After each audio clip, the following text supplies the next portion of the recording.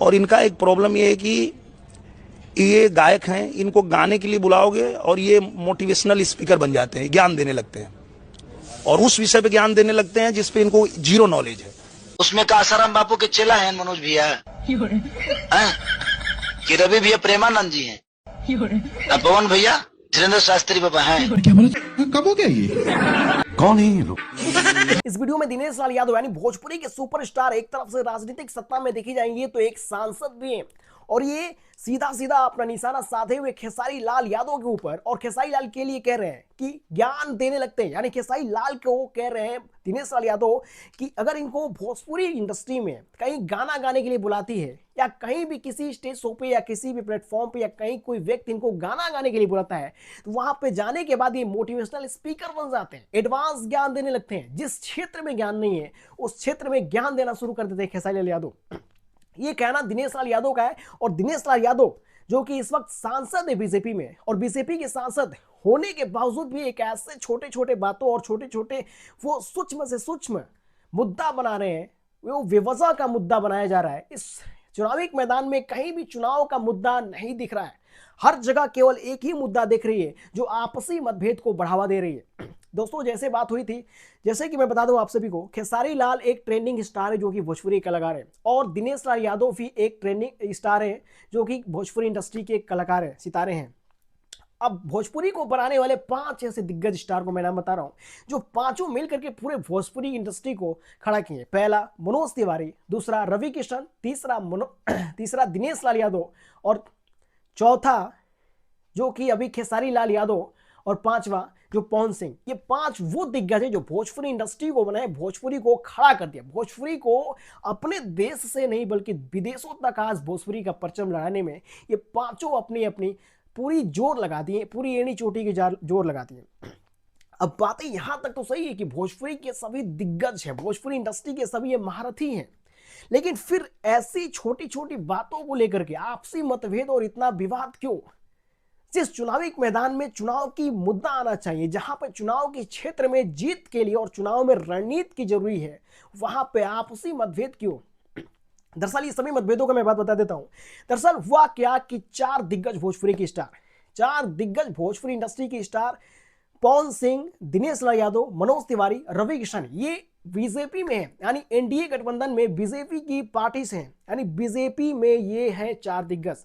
एक दिग्गज पांचवा जो है खेसारी लाल यादव इस एनडीए यानी बीजेपी की जो टीम है इसमें शामिल नहीं हुए, बीजेपी की पार्टी में शामिल नहीं हुए। ये ठीक बीजेपी के अपोजिट पार्टी यानी दुश्मन वाली पार्टी में शामिल हो जाते हैं, आरजेडी में, जो कि लालू यादव की पार्टी है और उनकी अध्यक्षता इस वक्त आरजेडी की तेजस्वी यादव कर रहे हैं। तेजस्वी यादव अध्यक्षता तो कर रहे हैं इसमें आरजेडी की। अब बातें यहां पे ये आ गई हैं कि एक भोजपुरी के सितारे को अगर अपोजिट पार्टी में चला गया तो 4 भोजपुरी इंडस्ट्री के वो सितारे जो कि भोजपुरी को पांचों मिलकर साथ में खड़ा किए थे, वो चारों के चारों निशाना साध दें खेसारी लाल यादव पे और खेसारी लाल यादव अकेले ही 4 दिग्गजों से लड़ना पड़ रहा है इस वक्त खेसारी लाल यादव को। कारण केवल इतना है कि वो बीजेपी ज्वाइन नहीं किए और बीजेपी ज्वाइन ना करने का नतीजा है कि चुनावी मैदान में छोटे छोटे मुद्दे को लाने का प्रयत्न किया जा रहा है। चुनावी मैदान में जहां चुनाव का मुद्दा होना चाहिए, जिस फील्ड में चुनावी रणनीति बननी चाहिए, राजनीति कि छोटे छोटे पहलुओं को आजमाना चाहिए, वहां पे आपसी मतभेद को लेकर के और आपसी मतभेद को बढ़ावा दिया जा रहा है। अब ये बढ़ावा देने का कारण क्या है? दरअसल कई सारे पूरे बिहार में बहुत सारे पब्लिसिटी, हर जिले की अलग अलग पब्लिसिटी है, हर जिले में कुछ अलग अलग संख्या है।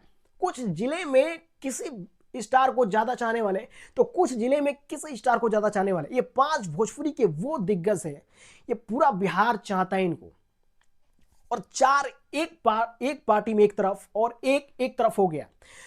बस बात यहां पर फंसती है कि वो 4 दिग्गज जो एनडीए यानी बीजेपी के लिए लड़ रहे हैं और ये एक दिग्गज जो सुपरस्टार है, जो ट्रेंडिंग स्टार है इस वक्त भोजपुरी का, वो आरजेडी के लिए लड़ रहा है यानी एनडीए यानी जो बीजेपी का अपोजिट पार्टी है। एक दुश्मन पार्टी में तो एक अपोजिट पार्टी में एक दूसरे को केवल मतभेद यहां इसी की वजह से हुआ और इसी की वजह से शुरू हुआ इनके आपसी मतभेद वाली लड़ाई शुरू हो गई। आपस में ये सभी के सभी एक चारों दिग्गज एक दिग्गज से जुझ गए, लड़ने पर उतर गए, एक आपसी मतभेद को लेकर के बढ़ावा देने लगे और छोटे छोटे पहलुओं पर ये चर्चाएं करने लगे। वो पहलू जो कि राजनीतिक सत्ता में ही नहीं, राजनीति में उसका कोई काम ही नहीं है, वो चुनाव का मुद्दा ही नहीं है, उस मुद्दे पर भी बातचीत आज सोशल मीडिया पर चल रही है।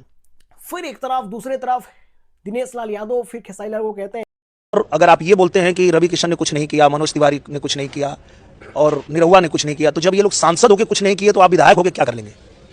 आप इतना जो उड़ रहे हैं, इतनी बड़ी बड़ी बातें कर रहे हैं, इतना जैसे लग रहा है आप विधायक बनकर पूरा धरती पलट देंगे, क्या कर लोगे भैया तुम? देंगे क्या? तो प्रधान निरहुआ दिनेश लाल यादव निरहुआ को कहना है कि जब हम लोग सांसद होकर कुछ नहीं कर पा रहे और कुछ नहीं कर पा रहे और आप विधायक बन जाएंगे, खेसारी लाल यादव को बोला कि आप विधायक बन करके क्या उखाड़ लीजिएगा, क्या उखाड़ लेंगे आप? लगता तो ऐसे है कि आप दुनिया पलट कर रख देंगे आप विधायक बनने के बाद।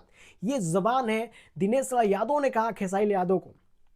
तब तक दूसरे इंटरव्यू के वीडियो में खेसारी लाल ने कहा, क्या? हमको तो प्रधानमंत्री बना दीजिएगा तभी कुछ नहीं कर पाएंगे। मैंने क्या बोला? करने वालों के लिए काम है भाई, नहीं करने वालों के लिए कोई काम नहीं है। वो करने वालों के लिए काम है, नहीं करने वालों के लिए कोई काम नहीं है इस धरती पे। कि जिस व्यक्ति के पास काम नहीं हो, उस जिस व्यक्ति को काम करना ही नहीं है, उसके पास कोई काम नहीं है, और जिस व्यक्ति को काम करना होता है उसे दुनिया की हर कोने कोने में काम है। दरअसल ये आपसी मतभेद की छोटी छोटी बातें जो कि राजनीतिक मुद्दा तो नहीं है, लेकिन राजनीति में इन मुद्दों को लाई जा रही है जिससे दिमाग लोगों की कंफ्यूजन ज्यादा हो जाए, लोग आपसी मतभेद को देख करके कंफ्यूजन में हो जाए और इसके वजह से चुनावी जो है एक सत्ता जो है, चुनावी की एक सत्ता जो जीत जाए। और चुनाव में जो बच्चे हैं, जो व्यक्ति हैं, जो नौजवान हैं, जो चुनावी माहौल में ये राजनीतिक क्षेत्र को देख रहे हैं, जो सोशल मीडिया को यूज कर रहे हैं, जो देख रहे हैं, उन बच्चों का दिमाग चक्रव्यूह में फंस जाएगा, जिसके वजह से ये डिसीजन लेना मुश्किल हो जाएगा कि सत्ता को वोट दें, कौन सही है कौन गलत है। ये तो जनता के फैसले पर आधारित है, अभी इसकी फैसला करना अनिवार्य नहीं है। उसके बाद जैसे ही कुछ पल आगे बढ़ी, जैसे चुनाव प्रचार चल रहा था, खेसारी लाल अपने चुनाव प्रचार में बिजी हैं और उधर चार दिग्गज भोजपुरी के जो बीजेपी की चुनाव प्रचार प्रसार में, एनडीए महागठबंधन की चुनाव प्रचार प्रसार में लगे हुए। फिर यही सब राजनीतिक मुद्दे छोटे छोटे लेकर के इन मुद्दों पर बातचीत होती रही। फिर मुद्दे वही, फिर राजनीति के मुद्दे।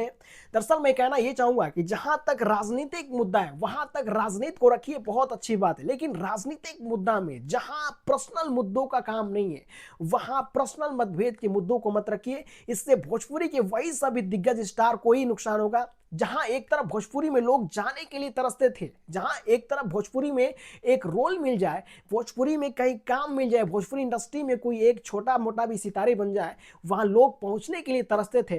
कल का डेट वही ना हो जाए आपसी मतभेद को देखते हुए और इतनी गिरे हुए हरकत को देख करके कि उसी भोजपुरी में कहीं लोग थूकना और मूतना भी पसंद ना करें। दोस्तों बुरा लगा तो माफ कर दीजिएगा, लेकिन जिस भोजपुरी इंडस्ट्री को ये 5 दिग्गज मिलकर बनाए हैं, माना कि सियासी जंग छिड़ी है, चुनाव का सत्ता है, चुनावी माहौल है, आप अपने अपने पार्टियों का प्रचार करिए, अच्छी बात है, लेकिन चुनावी प्रचार प्रसार में मतभेद वहां तक नहीं पहुंचा देना चाहिए जहां मतभेद का कार्य ही नहीं है, जहां आपकी मानसिकता गवाह नहीं देती है कि आप ऐसे ऐसे मुद्दों को लाइए चुनावी मैदान में जिन मुद्दों का कोई चुनावी मैदान से कोई लेना देना ही नहीं है। दरअसल ये केवल दिमाग और उन नौजवान युवाओं को और जो सोशल मीडिया यूज करते हैं उनको भ्रमित करने के लिए, ताकि वो इस कंफ्यूजन में पड़ जाए और चुनावी सत्ता में जैसे ही नजदीकियां बढ़ती है वैसे वोट देने में लोगों की कंफ्यूजन बढ़ जाती है। किस सत्ता को वोट दे, कौन सत्ता सही है कौन गलत है, ये जनता तय करेगी। जिस दिन बिहार की जनता ने तय कर दिया